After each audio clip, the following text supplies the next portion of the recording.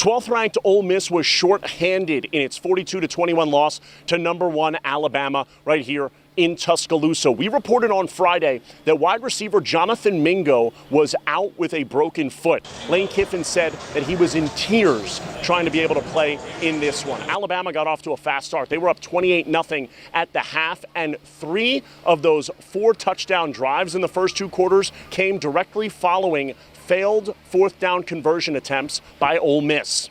Got killed on going for it on 4th down, but, you know, that's analytics. We believe in our players, and it don't work all the time. And so when it works or when it doesn't work and you follow the book, you know, it doesn't look good. We need to make those conversions. That's it. That's what it comes down to. Our coaches are trusting us to make those conversions.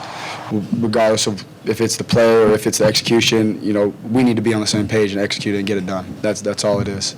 I mean, there's nothing that, like I said, there's nothing that they were doing that was different or whatever. You know, it was just us getting it done. Alabama's offense was lethal, just taking what that Rebels defense gave them. They didn't have a play of 30 yards or more, but it didn't matter. And Crimson Tide running back Brian Robinson Jr. played a big role in what Alabama did. He had 171 yards and 4 touchdowns on the ground, leading to the victory for the Crimson Tide. And Lane Kiffin said his team's just got to move on. One game does not define your season.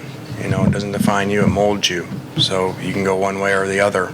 And I think in a way, as much as it hurts during it, it's kind of sometimes better when a game's like this versus last year where you're sitting and saying, oh, one play, and then you got a hangover, you know, and go play like we did against Arkansas. So hopefully this refocuses and shows us, you know, how we got to do everything right. So next week, Ole Miss will be coming off a loss to the number 1 team in the country, and they'll be hosting a team coming off a loss to the number 2 team in the country. Arkansas fell to Georgia 37-0. That game will be in Oxford at Vaught-Hemingway Stadium. Reporting from Bryant Denny in Tuscaloosa, John Sokoloff, WCBI Sports.